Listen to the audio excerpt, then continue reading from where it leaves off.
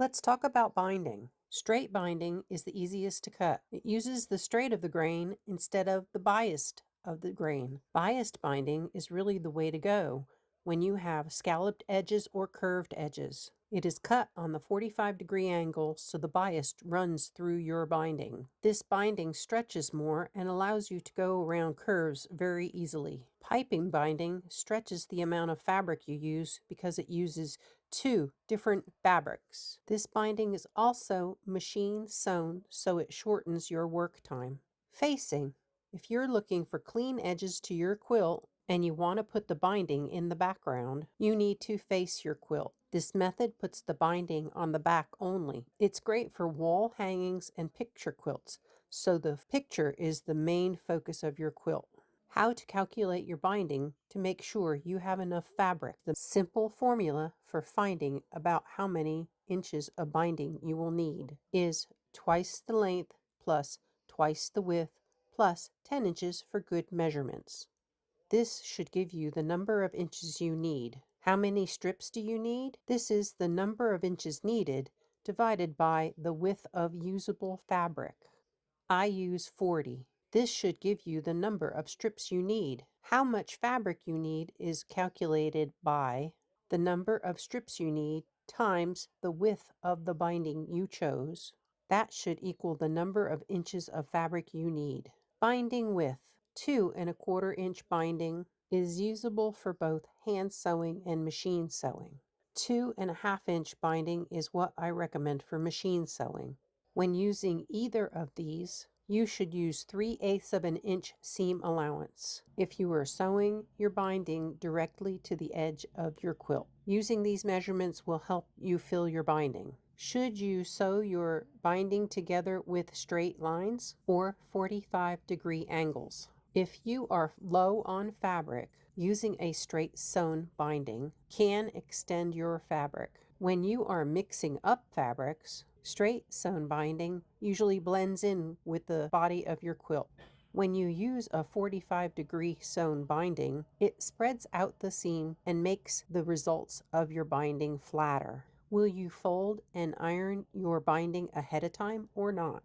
Before you decide whether you will iron over your fabric, you will iron all of your seams open for both straight stitched binding and 45-degree binding. This also makes your seams less bulky. I found an award-winning quilter who has a video on YouTube with a number of recommendations that made sense to me. She suggests when you're ironing over your binding, use spray starch. This will keep the two sides matched and your binding will be more stable when sewing it on. This information will be included in our reference material out on our website, along with other references in this video. I used to iron over my binding ahead of time, and then I found that sometimes I didn't get my crease in the middle, and sometimes I mismatched my edges. In one of the groups I was in, a person mentioned that they don't iron over their binding ahead of time. I decided to try it. Now I finger press and then sew. Because this slows me down as I'm sewing,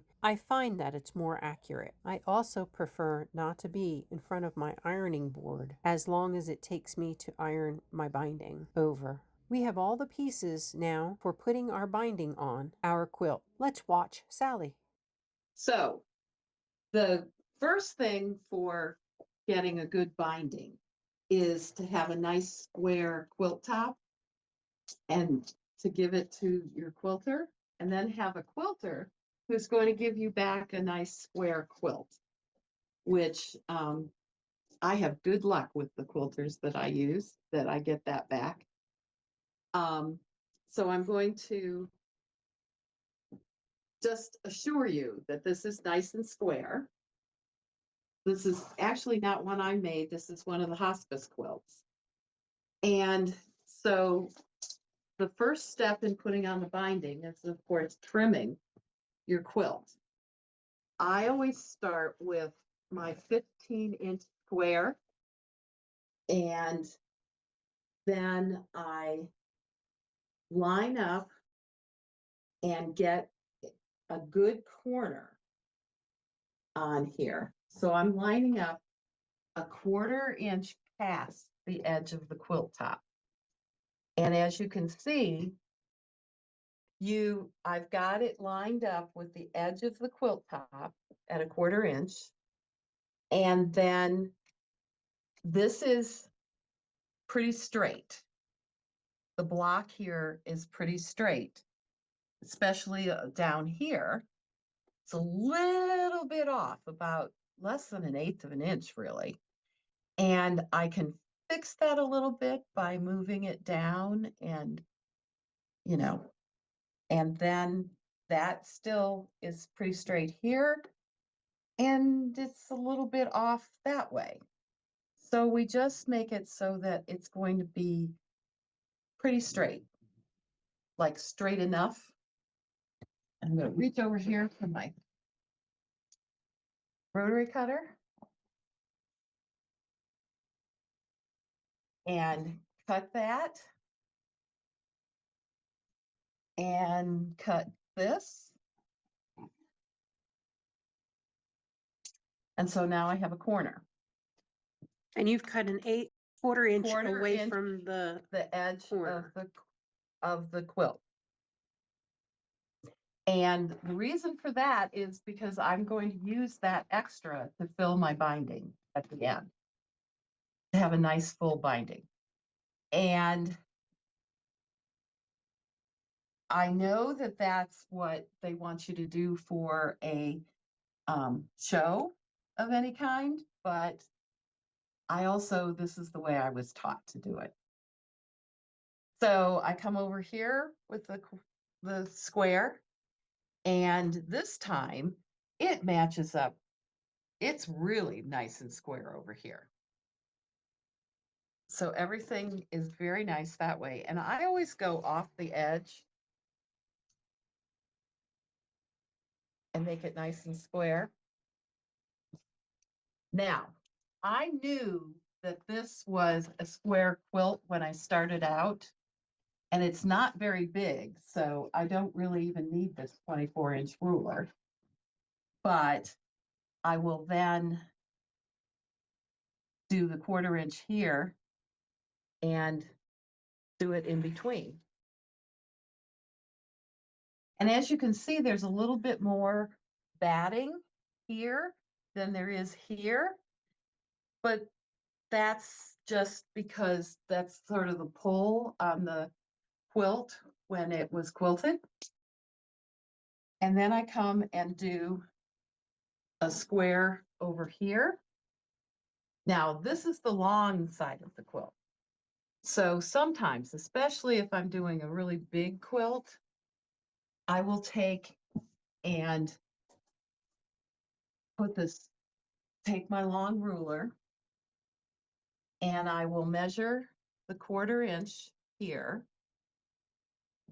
And you've got to be sure, sometimes you have to have a chair or something holding the quilt, that the quilt's not pulling down.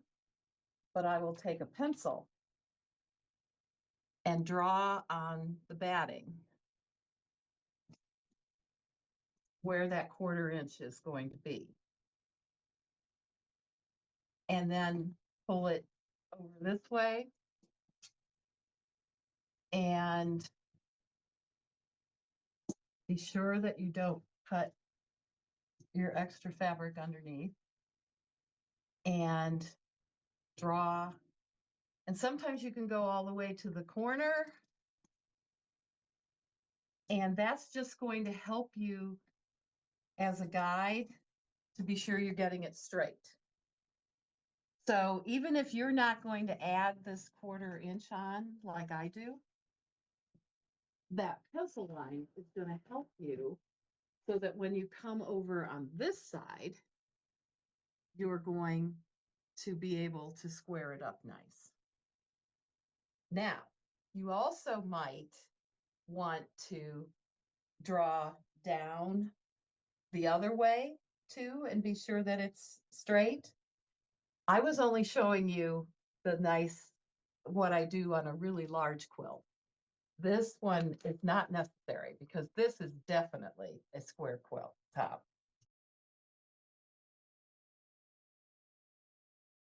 Pencil line is really sort of light, but and I would never use it as the line that I'm going to cut on, but it helps keep you going a little bit straight. If you notice, I keep pulling it up because it's pulling down a little bit, the weight of the quilt. We have two sides done. And all that extra fabric to do more quilting with.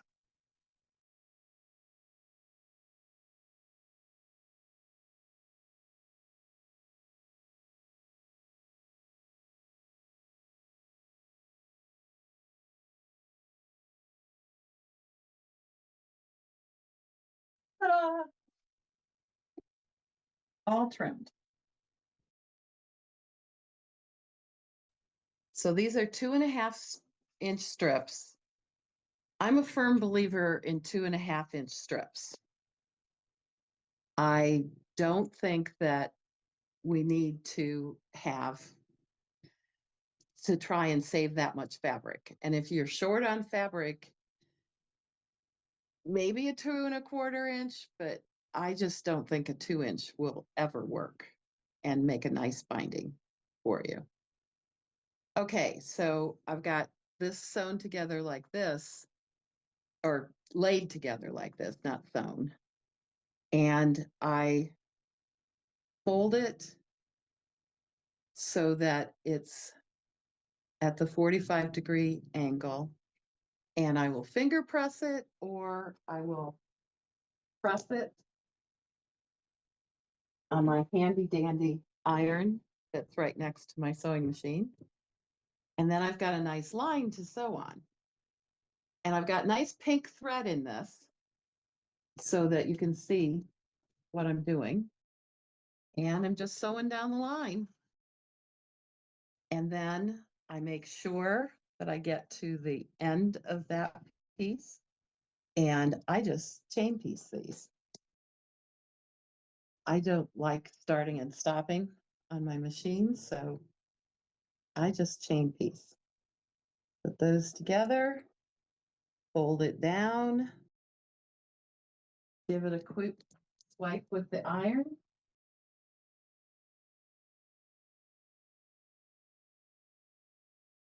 Chain piece one more. And I figured out how many strips I needed by the measurements that were there. And for some reason, this has got way too much binding.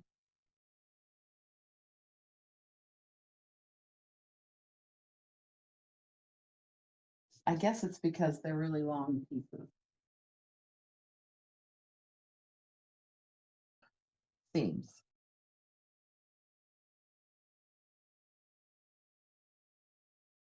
You just cut them apart and trim them off, and you're all set.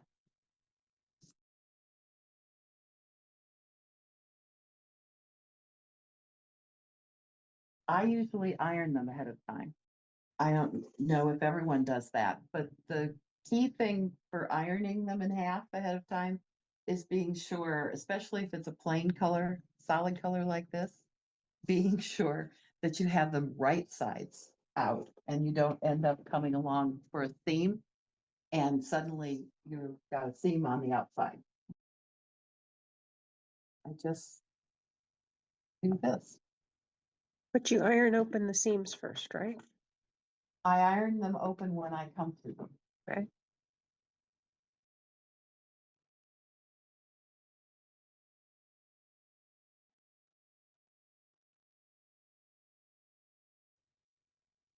Okay. So lay the quilt out on the nice big surface here. I love this sewing table. I love it. And I will put the binding that I just dropped on the floor back behind. So I find it easier to pull it that way. And I've still got my pink thread, so hopefully that'll help you see where I'm sewing. And I just put a big amount off to the side, and then I'm sewing a 1/4 inch in, so I know that this is a 1/4 inch. Because I cut it a 1/4 inch. And some of the places where it's a little bit smaller, I will check as I go and be sure that I'm sewing a 1/4 inch in. Because sometimes the fabric is, you know, Sometimes the quilting takes the fabric in more than what it Yes. should. yeah. I will line up and I can see right here that there's a line where that goes. And so I'm going to run my foot along the edge of the binding. And just be sure as I go along that I've got the 1/4 inch hanging off. So.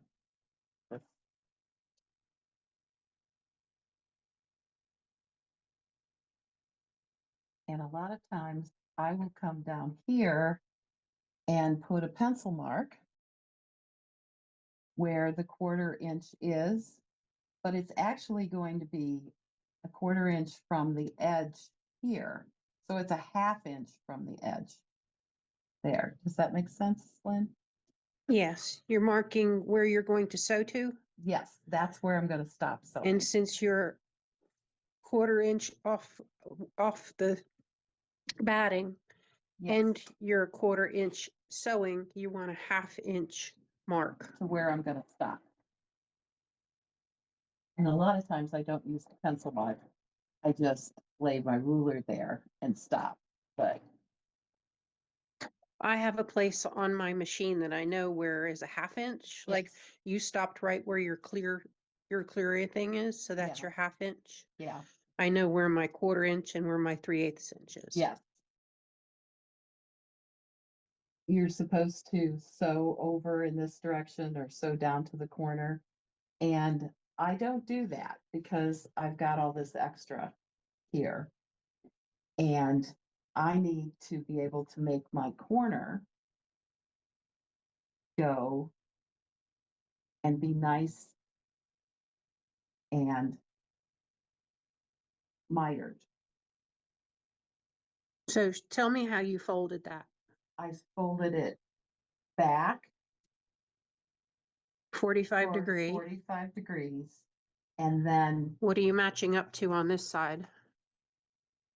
on this side here, Your next fold. your next fold, I'm matching up with the edge of the binding on the previous side. Oh, the binding and not the Yes, fabric that you're actually sewing on. yes, Okay. the edge of the binding right there. So that's going to make a nice mitered corner there. And if Lynn were standing right there with my iron, I might put a little press there. But that's okay. I can come back and then I can feel under there where the 2 layers of fabric are. And I just start. You don't back stitch? Yes, I Okay. normally do back stitch. It's a little different with somebody watching over your Yes. shoulder. And I want to come back. I'm going to stop here and come back and show how that corner then. And a lot of times you're going to have to trim a little bit of this out of there, especially, but this is how it's going to come together when you're actually doing it. So you've got a nice mitered corner that goes right out. And I always will sew that, hand sew that. Okay. Okay. But that's how it looks inside. All right. So we're going to watch you sew the rest. Okay. So you're watching 2 places. You're watching the edge of the whole thing, the batting here is going along that line there. And then the foot is going along where you've lined up the binding and the edge of the quilt top.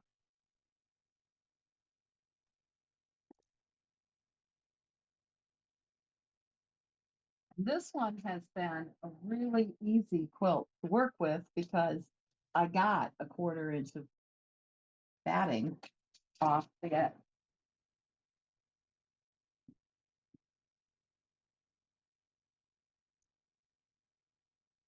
And if you can hear the snoring in the background, that's been the music to my sewing for the last year plus.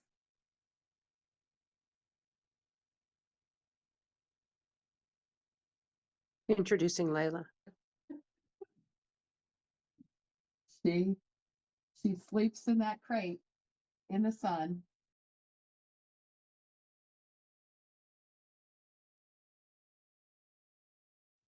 So a 1/2 inch down here on the edge. And actually, I want to be sure it's a 1/4 inch from the edge of the fabric here. So it's a little bit more than a 1/2 inch, which means I didn't get it trimmed quite. I have a nice 45-degree angle and then 90-degree. And as I said, that corner wasn't trimmed quite right. So it's going over that line just a little bit. A little bit, it's about 3/8 of an inch along here rather than a 1/4 inch.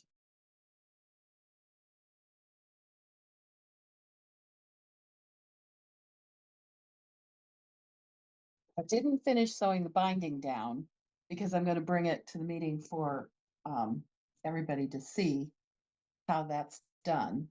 But I do want to talk about the hand sewing. And one of the best rules I learned was that you always match your thread to the binding, not the back of the quilt, because you're sewing it sort of under the binding. So I don't have some very good choices, but that looks like it's probably the best choice. Maybe. Yeah, I think that's probably the best choice. And I only use one strand of thread. I get in these times that I start using bigger, double thread. And then I have so much trouble threading the needle that I don't do that anymore. And I take pretty small stitches. If you're going to take big stitches, I would say you want to use a double strand of thread to hold it. But get that on there. And I don't necessarily put a knot in it because I'll show you what I'm going to do here. Snip off a couple threads. And then I will sometimes go all the way around my quilt with the little clips. And I know how much to fold it over because it's gets folded over to, and you can see the pink thread there where I sewed it. So it gets folded over to just cover that.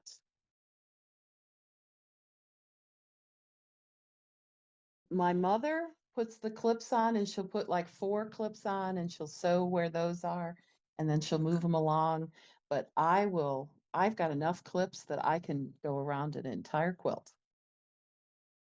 I've got my clips and then I take my thread and sometimes I'll put a knot in it. Sometimes I don't. And I sort of fold this back and I tie the knot underneath the binding.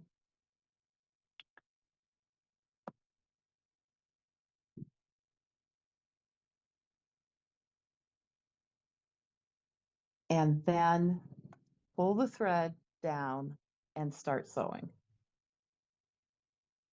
And I just take, I always take small stitches, and that's just the way I do it.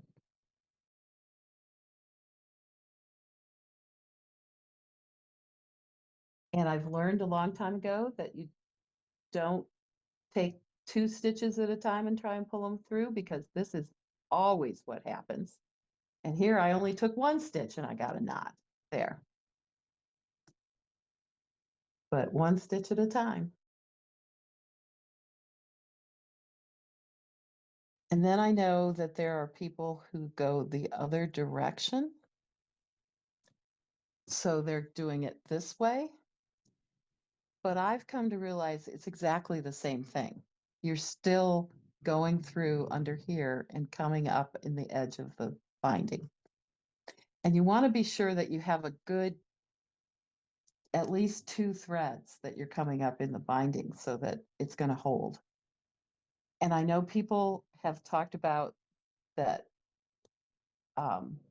machine stitching, the binding is sturdier, it lasts longer. My son was just home from, he retired from the Navy, and he was sleeping while he was visiting me under the quilt that I made him as his high school graduation gift, and he took with him. And he's been using that quilt for 20 years, and the binding is still on. It's very faded and it's seen a lot of use, but the binding is still on.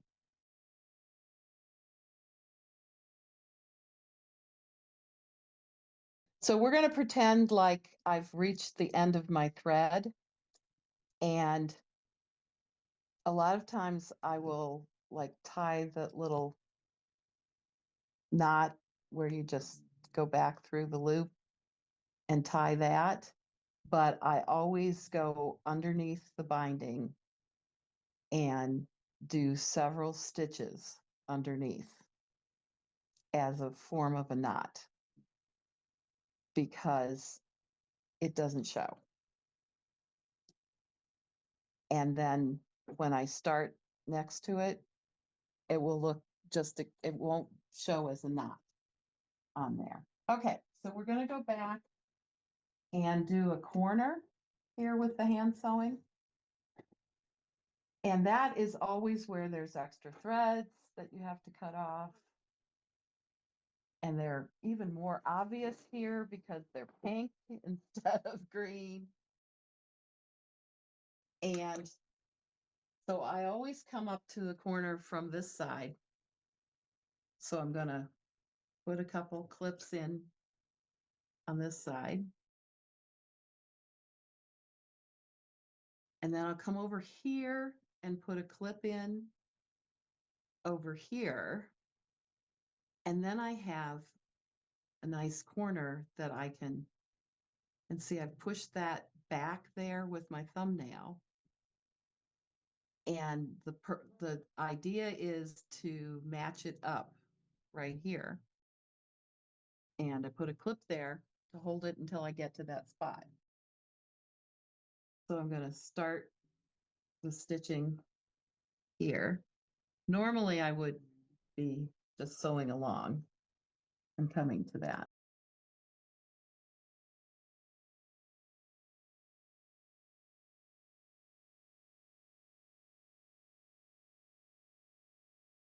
So I'm 1 stitch away from the corner, and I will go to under here and I will grab that piece there.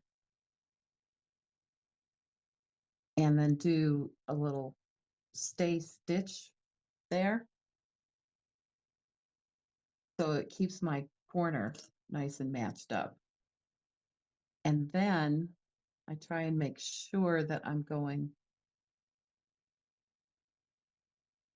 under and coming up.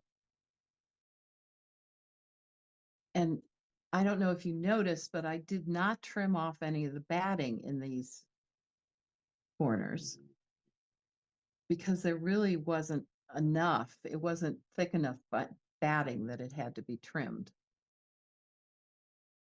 And then I sometimes will go back and stitch if I think it needs some more stitches, or I will just go through on the other side and stitch that down on the other side. And then that keeps the nice mitered corner in place. That look nice?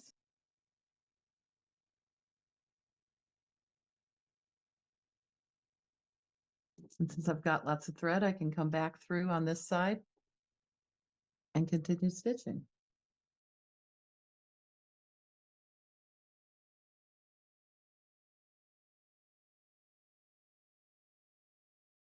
I always end up putting a lot more stitches in the corners than I do on the rest of the binding, just to be sure that it's holding it in place.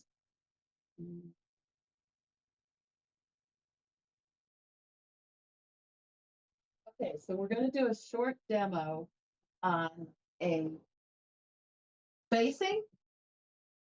So for a facing, at least in the style that I always do, you need 4 5-inch squares.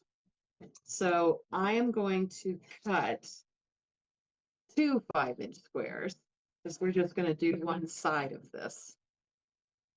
And then I'll finish the rest later and bring it to the meeting with me.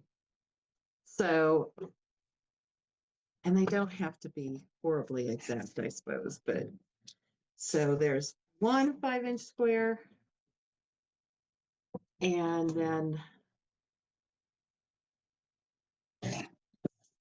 the other 5-inch square.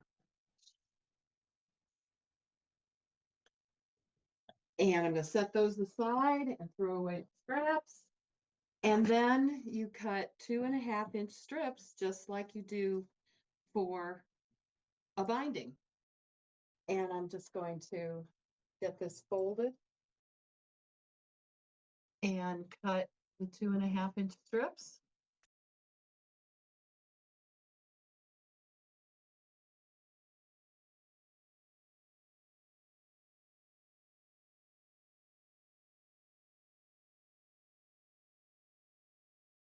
These are the cutoffs of the backing after it was quilted and trimmed. For this, I've trimmed this quilt the same way I did with the binding one, but I'm not really going to use that extra to put into a facing, because your facing you want to be nice and flat. I pressed this in half, and I really feel like you have to do that with a facing. So I cut the 2.5-inch strips. Feel like you have to fold it in half and press it with a facing, because you've got too many things that you're lining up. And this will be, and I really, you can sew strips together, but this is the cutoff from when the quilt was quilted. So size-wise, it's going to fit better. Yes. So you're going to have a strip, one strip for each side, and it's going to fit. And then those 5-inch squares that we cut, we're going to fold them into a triangle and press them. And sometimes if you're doing a wall hanging, you might cut less than 5 inches. But I really like 5 inches. I think it turns out the best. And then this is the easiest thing to sew on. You will not believe it. And I'm going to put the corner there. So it's going to go around to the back to there. This is the part I often do wrong. I have this urge to put it like this because I'm going to want the raw edge under that. But if you think about it, you're going to put it like this because when you turn it, it'll be under when you turn it. So you're going to So put it on you top of the overlap. corner, overlap, and then you're going to sew the whole side to the other side and set up the other corner. Yes. And the reason you're sewing it on top is so it will be under. Yes, when you turn it around to the Right. back, it'll be under. And we've got it set at a 1/4 inch. And you're going to come all the way out here to the corner, not start at the edge of the binding. You are sewing 1/4 inch away. Yes, 1/4 inch away. And I'm lining it up with my nice squared off quilt. And Pam was the one who quilted this for me. And as you can see, we both did a good job keeping it nice and square. Except where I pieced it a little bit off there.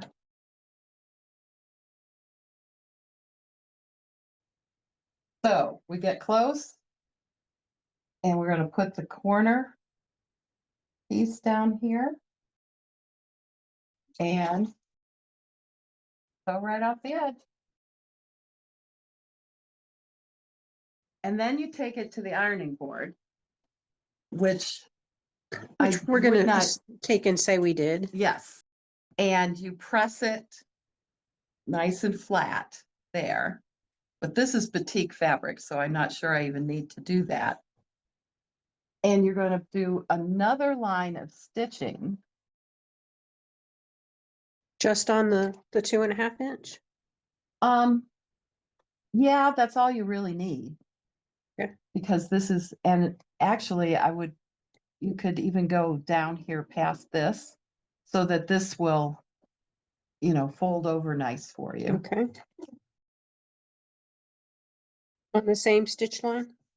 No, you sew like 1/8 of an inch just inside the same stitch, which you can't see very well, but So this is to make it so that it'll stay It'll- over? yes, so it will come back over. So can you see? It's sewn right along here. There's 2 lines of stitching. Yes. And then, And so, hang on, that's to make it so that this stays flat. yes. So when you do your next fold, it comes over with you. Yes. And you want to be able to see the front of the quilt when you're actually sewing it down. So, and again, I hand sew because I don't like that extra line of stitching Okay. that you would end up with. So put a couple of clips in it and we can see kind of what it's going to look like. And I will finish this up and bring the finished quilt with its facing in. So this is what it looks like on the outside. And that's, On the back side. yeah, backside. And when you do these corners, they'll be sewn all the way across and you Yes. have to poke them out so that Yes. And they poke out to be really nice corners. Okay, so that's facing. Thank you. Before you actually sew your binding on, you should check to make sure that each of your corners does not have a seam in it. I lay mine out ahead of time so that I can make sure that the seams are elsewhere. And I put a pin in mine down here where I'm going to be starting because I leave a little hangover. You should also check to make sure that there aren't any seams near where you're going to be joining. Otherwise, you're going to have 2 seams together. I had enough fabric that I could take and get rid of the seam that was right next to mine. So I cut this off. I bet you're wondering why I have the back up and not the front up. This binding is piping binding. Piping binding is made by taking 2 strips of fabric that you cut into different sizes. I have made piping binding that is 2.5 inches wide. I used 1 5/8 of the fabric to be the flange and 1 3/8 of fabric that's supposed to be your binding fabric. I sew the individual colors together first. Then I sew the two colors side by side. When you iron them over, it creates this little bit of flange. When you sew it on, you sew it with the flange color up on the back. Then when you wrap it around, you get a flange on the front. This is one of the easiest bindings to put on because then on the front you can just sew with a like color in this little flange groove. Here we come to the point where we have to join the ends of our binding. I leave about 10 inches from at the beginning when I'm start sewing. So I will put this out and then I know exactly where I want to kind of stop with the other end of my sewing. I've sewn down to the point where we've got 10 inches between the front and end. I wouldn't go any bigger than that. This gives you plenty of room. You can go a little smaller. Okay, so the next thing we have to do is we need to find the center point in here. Well, since this is 10 inches, all we have to do is bring this to this other point, fold it in half, and now we have the center point here. This is a 2.5 inch binding, so I have a 2.5 inch ruler. I'm going to match up the center points of the ruler, and then I'm going to open it up. Now I know where I'm going to cut this side to. You can also use a scrap of binding because this is probably the most accurate. And if your binding is an odd size, then you can just use it for your measurement. So for me, now that I have the general place where it is, I'm just going to fold it over and I'm going to take and make it so that when I cut it, it's a nice straight edge. Now I've got this side cut and ready to work on. First thing I'm going to do is I'm not going to overstretch it. I'm not going to let it be too loose. I'm going to get it just right so that it lays flat, and I'm going to pin it there. Now I have my reference point for the other side of where my overhang is. I bring my right side binding over here, and I'm going to mark right where that edge is. I tend to go a little skimpier than what I need because I feel like fabric stretches better. For me, I take and make a crease with that being there and then I clip it. Or if you're new to the game, the first few times you do this, I would suggest you make a line instead of cutting it. Then when you get more comfortable with it, you'll be cutting the end so that you don't have to worry about drawing the line and matching a line up. For me, I'm just going to go ahead and cut right off the bat. I know that my measurement is correct, and if I take and do it where this point is like this, I can line it up like this and just cut my binding. We're going to have to take and manipulate these out to give yourself more room. The nice thing to do is to take the quilt and fold it on itself so that you get your two sew lines closer to each other. That gives you plenty of room to have your ends loose. We're going to open them up first. Then, to help you know what to do, we're going to put our palms on them. Right palm, left palm. My right palm, basically just like it is, pulls itself out. My left palm goes under and over, and that's how you get your two ends so that they're matched, like when you're sewing your binding ahead of time with their 45 degree. First thing I do is match the corners and pin them. Then I match the edge and I pin it. Then I match the other edge and pin this other corner. Now you're ready to sew from corner to get your last seam in your binding. Then I take it to my sewing machine and sew it from corner to corner. In this picture, you'll notice that I have cluck tape on my machine. When you're doing binding, cluck tape does just as well as drawing a line. You just need to keep your two corners lined up with the red line in the center. Now that you have your binding sewn corner to corner, test it. Open it up before you cut your seam. Make sure that the binding lies flat. It doesn't have too much stretch in it, and it doesn't have any billows or puffiness in it. It should be flat enough for you to sew comfortably. If it checks out, then come back and trim your seam. Open up your seam with an iron or a finger press, and then recrease your binding in half. Now take it to your sewing machine and sew the last of the binding to the quilt. And it should lay down nice and flat without stretching or ripples. When I'm glue basting a quilt, I first come in and blind baste the corners so that they stay put while I'm sewing in my last step. I put Elmer's glue in one of my old Roxanne bottles. These tips, if you pay for them, you're going to spend about $10 plus shipping to get two of them. You're going to spend $10 to get one bottle of Roxanne. So the quickest and easiest way to see if you like Roxanne glue is use it. And then when you're done with the bottle, use the Elmer's glue because it's less expensive. Let me tell you why I got to where I glue baste.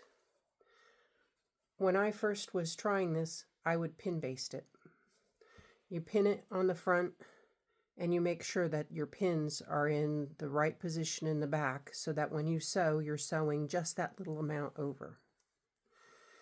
Then I tried clipping, and clips move too much. So I wasn't getting the best results from what I was doing. And since I sew for the public, and I have folks who ask me to do their binding for them, I took and started glue basting. Why do I use Roxanne, or why did I use Roxanne? And I will probably still continue to use it because it's easy to sit in your chair. You sit down and you put a little bit of glue in the area that you're wanting to glue your binding to.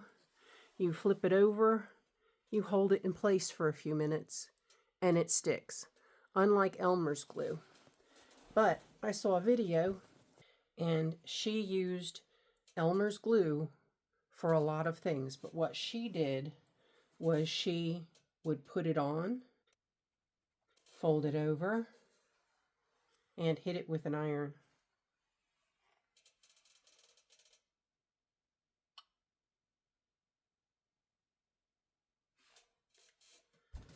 And then that puts it in place, and then you move on to the next. This makes it easier for me once I get it all done like that to be able to come back here and just stitch in the ditch right here, and I get a nice professional stitch on the back. It does miss on occasion, but when I'm done, after I sew the whole thing, I go back and look for those misses if there is any, and I repair them on the spot. Here's a little trick. If you have a quilter friend who has some empty spools from their cone spools, if you store your glue upside down like this, it prevents the tip from getting crusted over. What have I learned in this journey that I've taken watching Sally and doing some research? I learned that my binding was okay. It wasn't really packed. So I need to add a little bit of batting to my binding. The way I'm doing this is I'm leaving a 1/16 of an inch of batting showing and moving my binding over that far. This way I also don't wander over on this side if I'm trying to match my binding to the side of my quilt. You can see by the needle that I'm sewing a scant 3/8 of an inch from the edge of my ruler. That's where my foot sews. If you take the scant 3/8 and you add the 1/16, I'm actually sewing 3/8 of an inch full. Then what happens with the math is you have 3/8 of an inch of seam allowance. You have a fold over that's 3/8 of an inch. Then you fold it over another 3/8 of an inch and you reach the seam. And if it's just past the seam a little bit, which is what you want when you're machine sewing, you can stitch in the ditch and only have a small hangover of about 1/8 of an inch, which is what I'm looking for. And since you're having to pull it a little bit, the batting is getting a little fuller in your binding fold.